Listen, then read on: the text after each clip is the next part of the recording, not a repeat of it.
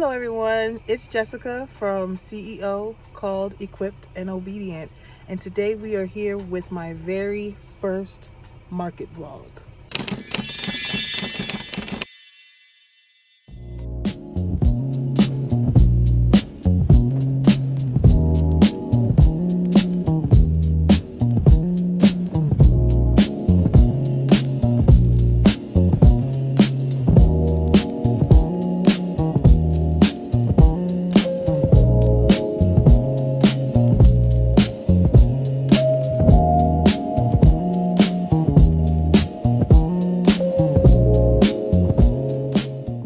This is our first market vlog. Very excited. We got the car packed. I got my 2 unpaid interns. We're gonna make a stop at Rofo first, and then we're gonna head to the venue. This is one of the events that I picked up that helped replace one of the events I was scammed for. I was referred for this event, and it's going to be a stage play, a Christian stage play. I sell faith-inspired items, so I'm hoping this will go well, but we shall see. But yeah, we're about to head to the venue. We have to be there at 3. It's 2:30 now, and it's only a 21-minute drive. So we're going to take our time in getting there. We've already prayed, and I'm excited for what today can hold.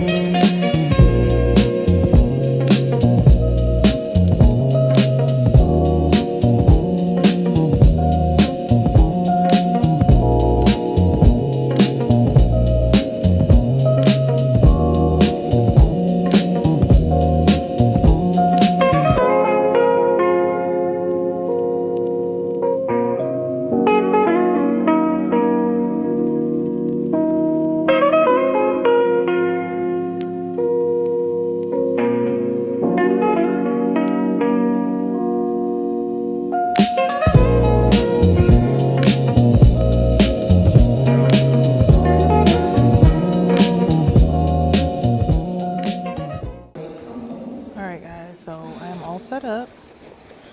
They're running a rehearsal for their play right now.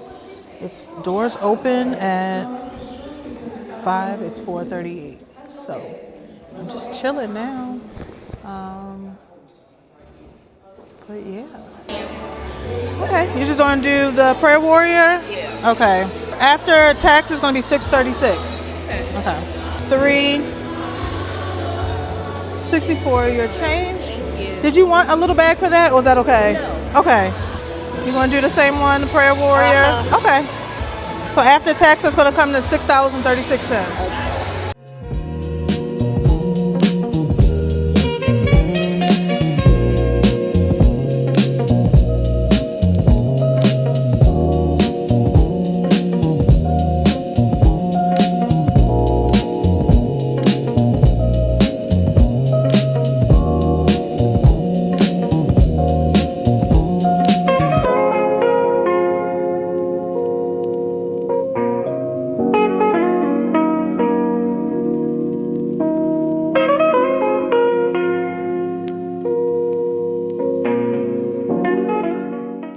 right, guys.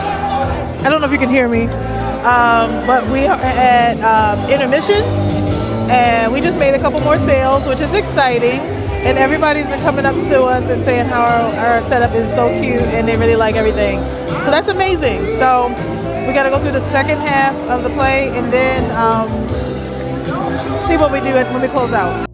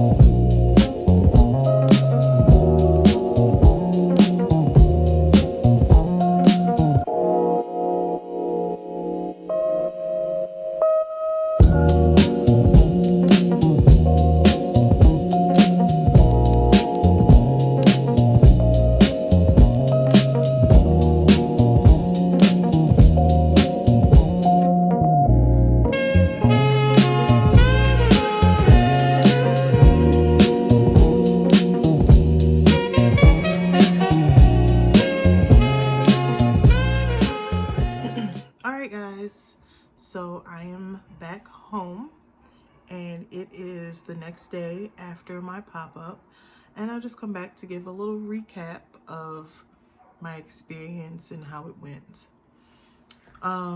So where should I start? The event overall was very interesting. I've dealt with some things that were very interesting. For example, the organizer seemed to be all over the place. And now it wasn't a vendor market. The priority was not the vendors. And I get that. I understand that. But to not have recollection of who I am, what I sell, even after a phone conversation and a text message thread, was kind of interesting. And then the setup was very tight. But regardless, they gave me an 8-foot table, which I appreciated because I thought I was only going to be able to use one 4-foot table. So I'm grateful for that part. I will say that I paid $75 to be a vendor at this event, and I did make my booth fee back, plus more, which made the event okay. I'm gonna say I did better than I expected. When I got there and I started setting up, I cannot say that I was confident I was even going to make my booth feedback. So I am happy that I did that. I made that plus more. So I was able to make my booth feedback plus any expenses additional expenses that I had for that event. So I am grateful in that regard. My top sellers were my royalty shirts, and I call them royalty for a reason, but my Rooted in Christ shirt, that's the shirt that I also had on during the event. I sold 3 of those, and 2 of them were size 2X, so those cost an additional $5. So I sold 3 of those, and then the next would be my acrylic tumblers, and they were the She Is Worthy ones. So I sold 2 of those. And then after that was a wristlet wallet, a She Is Worthy journal, and some acrylic bookmarks. So I was excited. Again, this is only my second event this year, but my last event I didn't sell any shirts. This event I did sell 3 of them. So I think it was helpful that I had on a shirt. I had one on, my husband had one as well. Yeah, so I know I need to replace the 2X Rooted in Christ shirts. Those shirts should be here tomorrow. I ordered them yesterday. I'll get those done before my next event. I have another, like a actual like vendor craft show market coming up this Saturday coming up. So I am excited about that. This so I'm gonna get those 2 shirts replaced. I did sell, one of them was a medium, but I had 3 mediums, so now I just have 2, but I have no more 2X's, so I'm just replacing both of them. And then I'm also rethinking some of my designs for my journals and trying to figure out where I'm going to source those as far as creating them. Like I have my Cricut, some of my designs I can just do myself, but some of them I want to kind of branch out and do something different without having to do a whole bunch of layering. So I have gotten some of my UVDTF prints from Jiffy. I've also ordered from another vendor, but there has been some issues with shipping and me not receiving them. So I don't know that I'm gonna go that route anymore. And I'm just gonna do everything. It's just my full design and everything like that. So yeah, I am excited for what's next. This definitely has helped me helpful. The other thing I want to mention is a lot of people came up to my table, and while everyone did not purchase anything, I did appreciate the feedback that I got. You know, a lot of people was like, oh my gosh, this is so nice. I love your setup. Everything is so cute. The other thing that I did hear is that there was somebody there looking for things for men.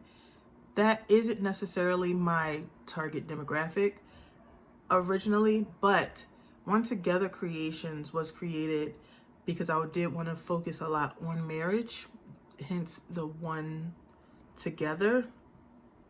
So I do have some ideas for things, but it's going to be more like husband and wife, not just male, unless the Lord gives me something else.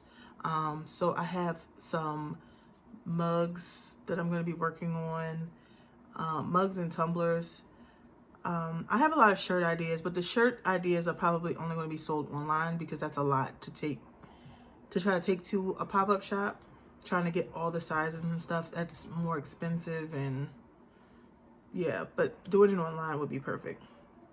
So yeah, everybody really enjoyed my setup.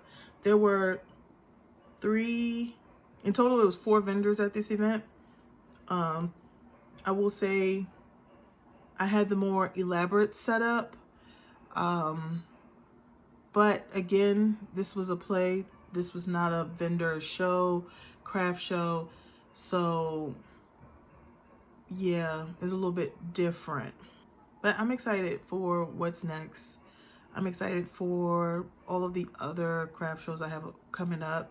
I actually have some emails I have to get to today about my next moves. I have some other craft shows that I applied for that I am now hearing back from,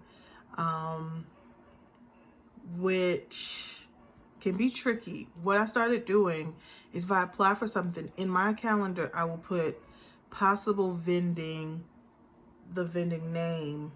That way, even though I haven't heard back yet, if I see something else, I can look at my calendar like, oh, I did apply for something already, and then I can compare of what I'm going to do, or so I don't apply for too many things on one day, and then let's say I get into everything, and then I have to go through. I'm just trying to find the best way to figure that out. So if there is anyone watching and they deal with that, trying to make sure they don't double book themselves or apply for too much, please let me know your strategies for that so that I can apply for the right things, but also not just be applying and say, oh, I can't make it, because I don't want to put a bad taste in an organizer's mouth or anything like that about me or my company. So if you have any tips, please let me know. But that is it for me on my first vendor vlog, and I will be doing another one this weekend where we will be attending a vendor vlog. We will be attending a vendor show, and I'm so excited. So thanks for joining us.